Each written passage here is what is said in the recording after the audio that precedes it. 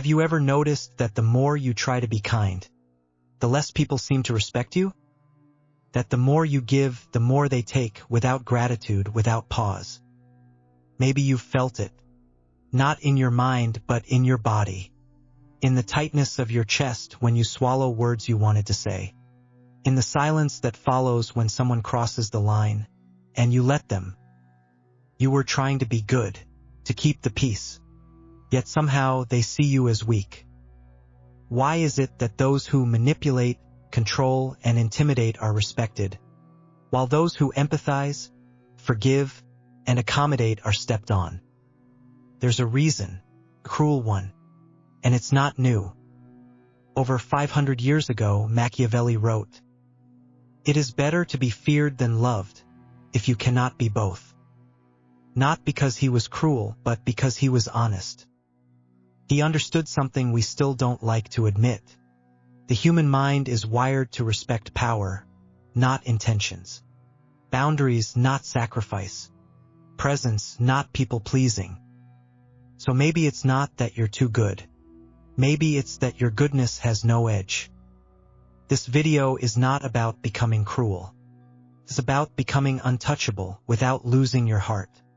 It's about building the kind of presence that says, "You don't have to like me, but you will respect me." If you've ever felt invisible, used, or underestimated, this may change how you walk into a room, forever. So what's the cost? The longer you stay in this pattern, the more invisible you become, not just to others, but to yourself. You start forgetting what it feels like to be firm, to say what you mean, to walk away when you should.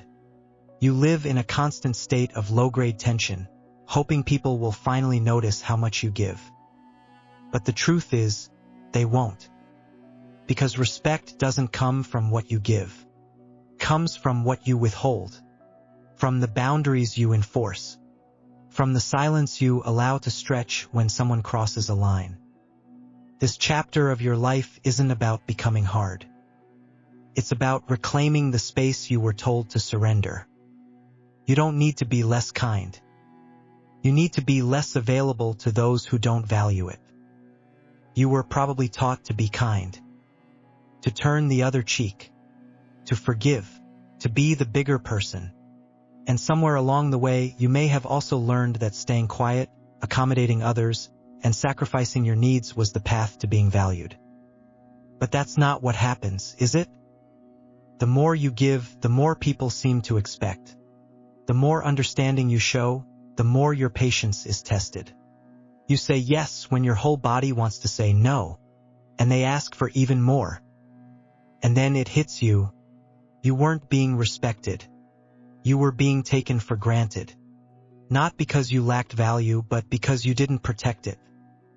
There's a hidden cost to kindness when it isn't grounded in strength. And the price you pay is often invisible. Until one day, it isn't. Psychologists call this pattern self-abandonment. It's when you start trading your own needs, boundaries, and voice in exchange for approval, harmony, or the illusion of love. But peace that comes at the cost of your dignity isn't peace. It's quiet despair. People may not consciously think less of you for being kind. But when your kindness lacks edge, when it has no spine, it stops being perceived as a gift and starts being treated as a given. And over time, you lose more than just moments. You lose your voice, your space, your identity. Humans are wired to respond to signals of confidence. That doesn't mean arrogance. It means presence. A steady, grounded energy that says, "I am not easily moved." But if your actions communicate that you're always available, always forgiving, always understanding, even when it hurts you, people stop asking whether they should take from you. They just do. That's the trap. You become the reliable one, the one who adjusts, the one who gives more, not because they asked, but because you anticipated the need. And yet, the more you offer, the less they see it. Because in the architecture of human dynamics, anything that is constantly accessible begins to feel disposable. This isn't cruelty, it's psychology. When someone never sets a line, others stop looking for one. When you absorb disrespect silently, people assume you'll keep doing it. And that's where the slow erosion begins. Your contributions become expected. Your boundaries blurry. Your discomfort invisible. You may even start noticing small signs. Your messages take longer to be answered. Your opinions are brushed aside. Your needs seem to inconvenience others. Worse yet, you might start to believe the lie that this is just who you are, that you're just a giver, just a peacemaker, just someone who doesn't want to cause trouble. But deep down, something burns. A quiet frustration, a sense of betrayal, not just from others but from yourself. Because you knew at some point that you wanted to say enough.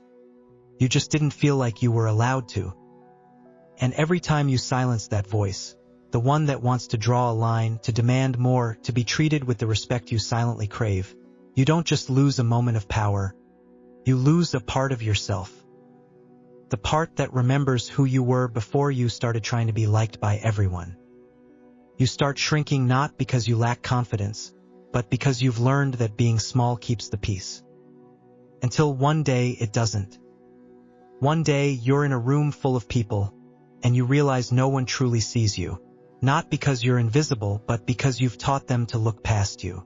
You train them with every silence, every unnecessary apology, every time you swallow discomfort just to make others feel safe. And the cruel irony? You were never safe at all. Because the more you abandon yourself, the more unstable everything around you becomes. Respect fades. Relationships become imbalanced. You're no longer choosing kindness, you're surviving through it. And survival mode is not where you belong. The world doesn't need you to be harsher. It needs you to be whole. To reclaim the parts of you that were hidden behind your smile. To be kind, yes, but from a place of strength, not fear. The cost of unguarded kindness is too high. It's time to stop paying it. Centuries ago, a man sat down to write what few had the courage to admit. He wasn't interested in how people should behave. He wrote about how they do behave, especially when power, loyalty, and survival are at stake. That man was Machiavelli, and what he saw in his time still echoes in ours.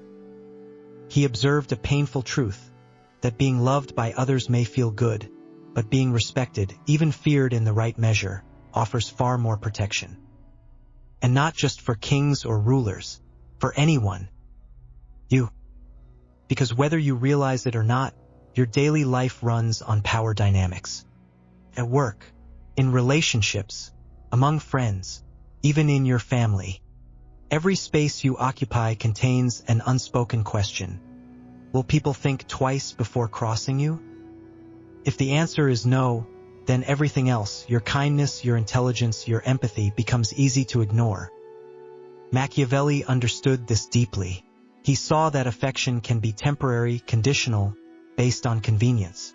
But caution, that lingers, that builds boundaries, that keeps people accountable. Let's be clear, this is not about becoming cold. It's about becoming clear. Because the truth is, most people confuse warmth with weakness, not out of cruelty but out of programming. The human brain is designed to detect power not through words, but through presence, through subtle cues that say, "This is someone I can't manipulate." And when those signals aren't there, you get tested, you get pushed, you get ignored. Not because you're not worthy, but because you didn't make it costly to do so. Psychology backs this up. Social dominance theory, boundary theory, and studies on interpersonal respect all point to the same conclusion. People respond to those who know how to say enough. Not loudly, not violently, but with quiet finality. A glance that doesn't flinch. A pause that refuses to explain. A presence that demands consideration without ever asking for it. You've likely felt this around someone before. A person who doesn't raise their voice, yet no one interrupts them. Someone who rarely speaks, but when they do, everyone listens. They don't inspire fear through intimidation, but through internal certainty. That's not dominance. That's self-possession. And here's where it connects directly to you. If people are not treating you with respect, it's not always malice. It might be because you haven't trained them to. You've allowed too many small transgressions. You've explained yourself too often. You've forgiven too quickly. You've stayed too long in places where your absence wouldn't even be noticed. And each of those moments, small as they seem, sends a signal. It teaches others how far they can go, how much they can take, how little they need to give back. This isn't about scaring people. It's about disrupting the silent assumption that you will always bend. Because when that assumption lives in the minds of others, your boundaries become optional, and your presence becomes negotiable. You were never meant to negotiate your worth. And you don't have to become loud or aggressive to change this dynamic. In fact, the most powerful form of presence is quiet. It lives in how you walk into a room, how you look someone in the eye without blinking, how you say no once and don't repeat yourself. This is the kind of authority that doesn't come from power over others. It comes from power within. You can feel this shift when it happens. People stop interrupting. They hesitate before making a demand. They sense something different, not because you've changed your tone, but because you've changed your posture. And more importantly, because you've changed your standard. You no longer chase peace by abandoning yourself. You no longer over-explain to earn space. You no longer confuse being agreeable with being respected. You become the kind of person who sets the tone simply by existing. Not through intimidation, not through cruelty, but through a grounded presence that says, I know who I am, I know what I allow, and I don't need your approval to protect that. Respect isn't something you ask for. It's something you embody. And once you start doing that, the world begins to shift in response, not because they've changed, but because you have. You don't have to yell to draw a line. You don't have to fight to defend your space. True authority is quiet, and boundaries, when properly set, speak louder than any confrontation. But let's be honest. Most people were never taught how to set boundaries. They were taught how to be polite, how to avoid conflict, how to be agreeable, accommodating, likable. And so they learned a dangerous habit, saying yes while screaming no inside. They nod while feeling tense, smile while being disrespected, stay silent while something inside begins to erode. That erosion isn't random. It's psychological, and it has a name: boundary collapse, when the instinct to protect yourself is overpowered by the fear of disapproval. Boundaries are not walls. They're not aggression. They're clarity. They're the invisible lines that tell the world, this is where I end, and you begin. And without them, you're not generous, you're exposed. You can feel the difference in your body. When a boundary is respected, you feel calm, steady, safe. When it's violated, even subtly, something shifts, your breathing changes, your jaw tightens, your nervous system tenses. Your body knows long before your mind does. But if you were conditioned to prioritize other people's feelings over your own needs, you learn to override that signal. You learn to tolerate small invasions. And over time, those small invasions accumulate into emotional resentment, sometimes directed at others but often turned inward. Starts to sound like this: I guess I'm just too sensitive. I don't want to make a big deal out of it. They didn't mean any harm. It's not worth the fight. But every time you talk yourself out of standing your ground, you weaken your relationship with yourself. Because boundaries aren't about others, they're about you. They are declarations of self-respect. They say, I trust myself enough to act. I believe my discomfort is valid. I am willing to risk disapproval to stay true to me. And that's where most people hesitate. Because the moment you start enforcing boundaries, the dynamic shifts. People who were used to your silence get uncomfortable. They test you, they push back. Not because they're evil, but because they're adjusting to the new version of you, the one they can't shape at will. And that's when the real challenge begins. Because enforcing a boundary isn't a one-time act. It's a practice. It's saying no without apologizing. It's ending a conversation when you feel disrespected, without over-explaining. It's leaving the room, the relationship, or the dynamic when your needs are minimized, and doing it without guilt. This is where most people fold. They worry they'll be seen as cold, arrogant, difficult. They fear they'll lose people. And in truth, sometimes they will. But here's the paradox. The more you protect your space, the more the right people are drawn to it. Because healthy people respect boundaries. Unhealthy ones test them. Your willingness to be disliked by those who benefit from your silence is the price of reclaiming your integrity. That's what makes boundaries so powerful and so uncomfortable. They don't just restructure your relationships.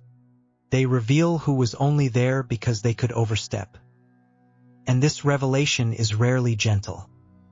Because once you start setting boundaries, you begin to see clearly who listens, and who only tolerated you because you didn't resist, who adjusts, and who disappears the moment they can no longer control the terms.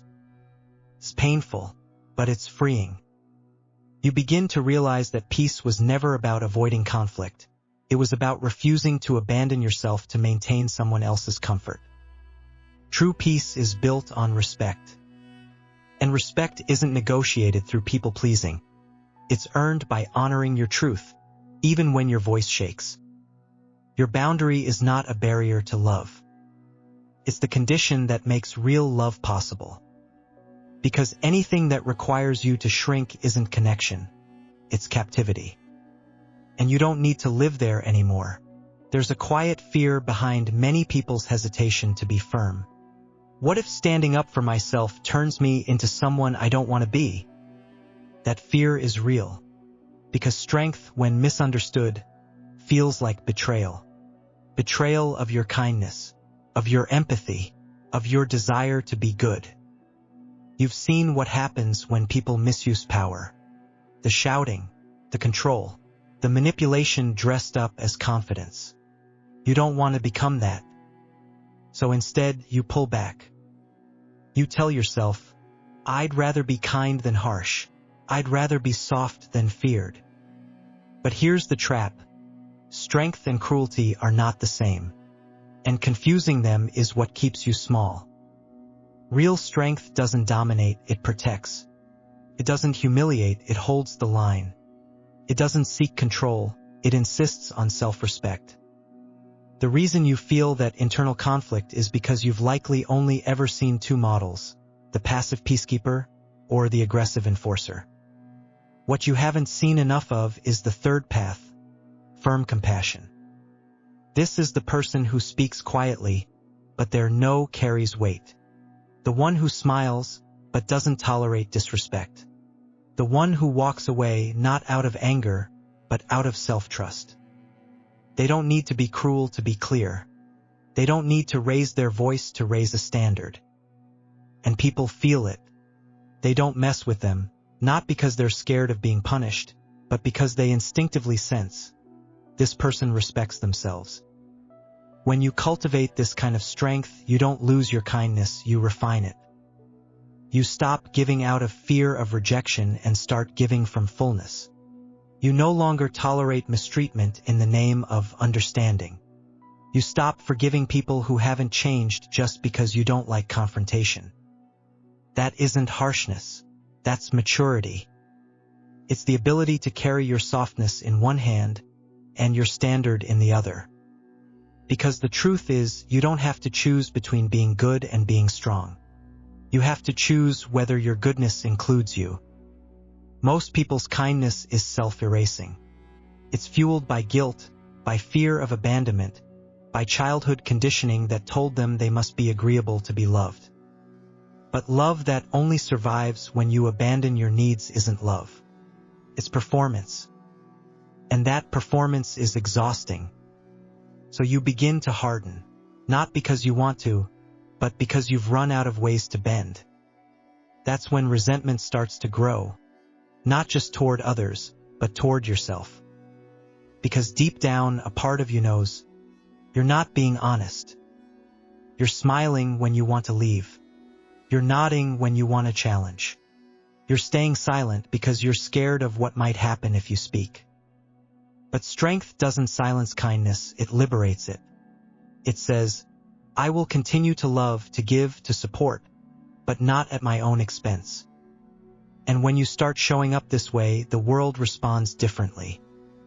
You may lose a few people. You may disappoint some expectations. But the ones who remain, they'll be there for the real you, not the agreeable version you've performed. And that's the shift that matters most. Not in how others see you, but in how you see yourself.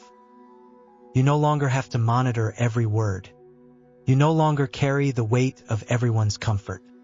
You no longer feel guilty for protecting your peace. Because now, your strength doesn't cancel your heart. It protects it. You don't need to become cold to stop being used. You just need to become conscious. Conscious of when to give and when to step back.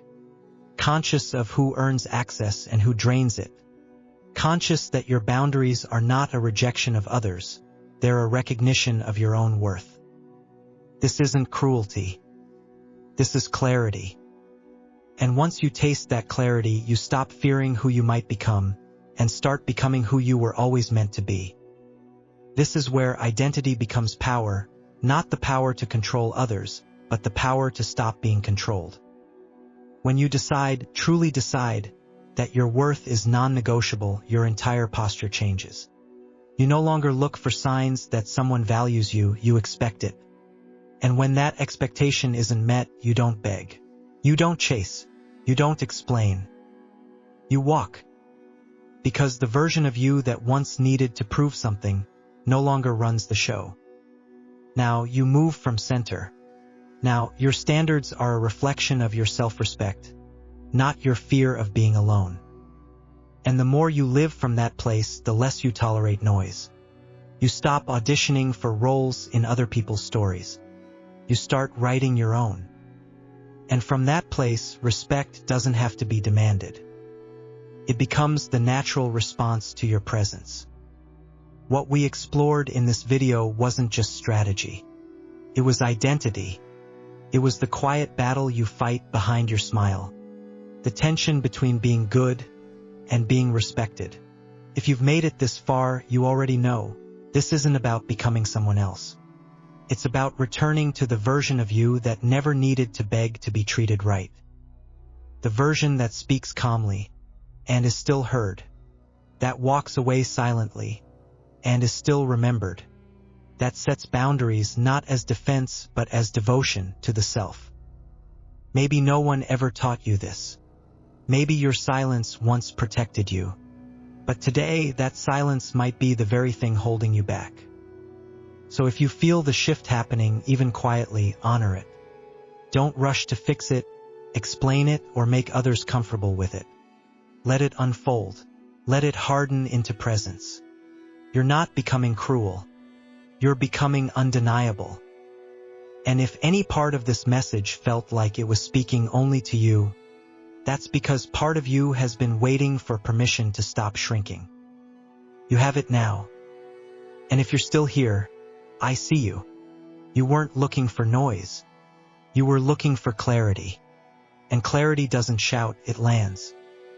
So carry this with you, into your work, into your relationships, into the way you look at yourself in the mirror. Not to prove anything, but to remind the world and yourself that kindness with a backbone is a force no one forgets. This isn't the end of the conversation.